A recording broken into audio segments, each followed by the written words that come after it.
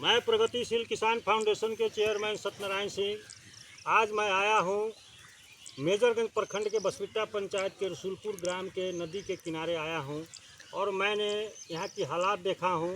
मैंने एक यहीं बगल में एक जमला गांव भी है, जो वहाँ के भी हालात देखा हूँ। वहाँ का स्कूल भी देखा हूँ कि बागमती के गोद में ही समाया हुआ है। वहाँ पे कोई पढ़ाई वढ़ाई भी अब नहीं होता है।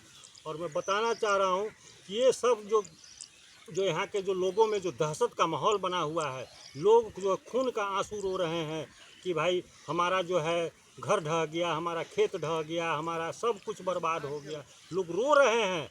और हमारी देश का जो हमारे बिहार के जो सरकार में जो सिंहासन पर जो बैठे हुए हैं, सरकार सत्ता में जो नेता लोग हैं, वो नेता लोग जो है सिर्फ जो है वोट लेने आते हैं यहाँ पर। लेकिन मैं 5 साल से मैं खुद देख रहा हूँ यहाँ पर, और लोग को यहाँ कहना है कि मैं कई सालों से देखते आ रहा हूँ यहाँ पर कोई भी परमानेंट साधन सोल्यूशन नहीं किया जाता है।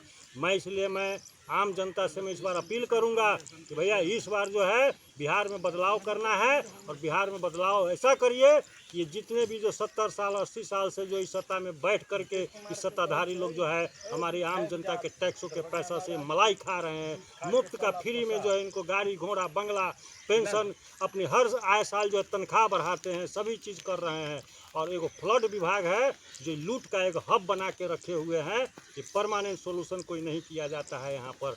और मैं बता रहा हूँ ये फ्लड विभाग के को क्या करता है, ये जब ठीक बाढ़ का समय आएगा 1 महीना पहले टेंडर निकालेगा करोड़ों करोड़ों रुपये का, समझे कि नहीं।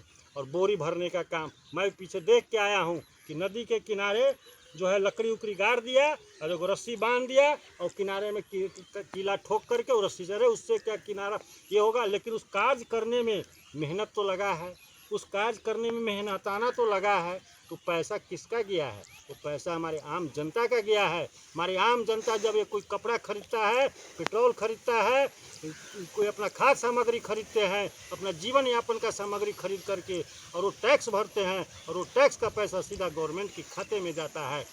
और वो टैक्स के पैसा को क्या करते हैं, एक मुश्त से होलसेल में जो है ये ठीक बाढ़ का समय आएगा तो बाढ़ के समय में जो है उस पैसा को बागमती मैया के पानी में ला करके डाल देते हैं और कहते हैं कि हम तो विकास किए हैं, और अपने आप को विकास पुरुष कहलाते हैं ये नेता लोग।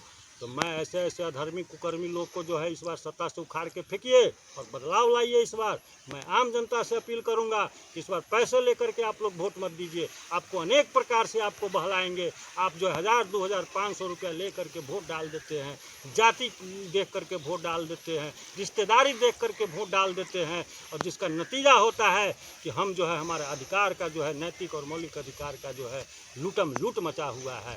और इस जितने भी सरकार में जितने भी इनके अधिकारी पदाधिकारी हैं, ये सब जो है बिना पैसे के काम नहीं करते हैं। और क्योंकि मैं बता रहा हूँ महान पुरुष लोगों ने कहा हुआ है कि जब मुफ्त की खाने की आदत पड़ जाती है तो वो आदमी जो है निकम्मा हो जाता है, समझे कि नहीं समझे। ठीक उसी तरीके से हमारे सरकार में जितने भी नेता हैं इनको फ्री में जो है गाड़ी घोड़ा बंगला नौकर चाकर सिक्योरिटी सुरक्षा सभी चीज़ मिले हुए हैं। बिहार सरकार में जितने भी अधिकारी पदाधिकारी हैं सबको मुफ्त में सब कुछ मिला हुआ है, और हर साल इनका तनख्वाह सैलरी सब कुछ बढ़ रहा है, और हमारे जनता का हर साल जो है नुकसान हो रहा है।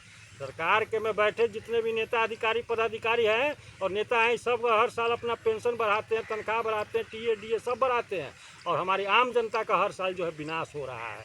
ये हमारा सीतामढ़ी जिला का सुपी प्रखंड के जमला गांव है, और मेजरगंज प्रखंड के बसविट्टा पंचायत का आपका रसूलपुर गांव है। मैं 5 साल से देखते आ रहा हूं, और अरबों रुपया इस बागमती मैया के पानी में डुबो दिया ये लोग, लेकिन स्थायी जो है इसका सोल्यूशन नहीं निकाला है। पीछे एक शेरवा से बांध आया हुआ है, उस बांध का अगर सरकार का अगर सही प्लानर ईमानदारी से काम करने वाला होता तो मैं बता रहा हूँ उस बांध को जो है ढेंग बांध में सटा देता, ये दोनों का दोनों गांव जो है बच जाते लेकर के।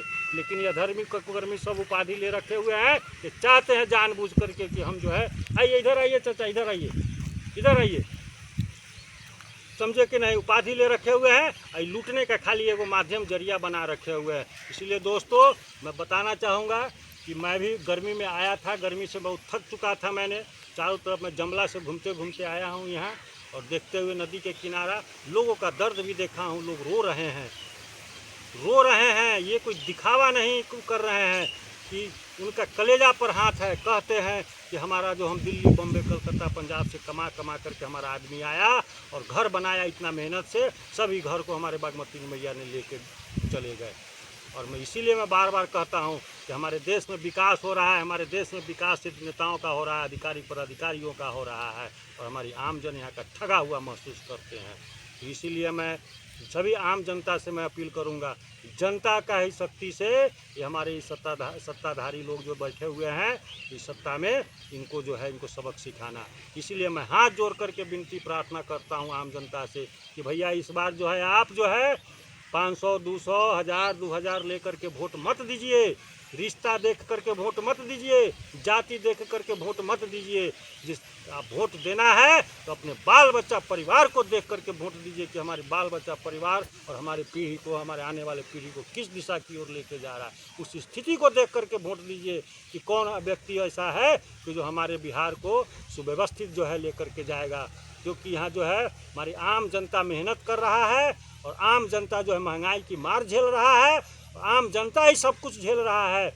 आप जो देख रहे हैं जनता कहती है कि हमारा कोई भी काम बिना पैसा लिए नहीं होता है, और बिल्कुल सही बात है। क्यों करेगा वो लोग, सबको मुफ्त के खाने की आदत पड़ चुकी हुई है। और हमारे आम जनता गरीब को जो है ऊपर इल्ज़ाम लगाता है कि 5 किलो चावल और 2 किलो गेहूँ दे करके उसको भी जो है किए हुआ है।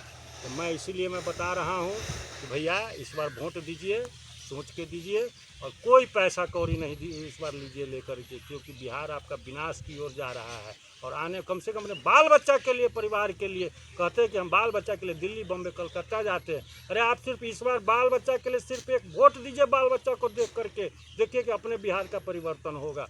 मैं इसी के साथ मैं अपनी वाणी विराम करता हूँ।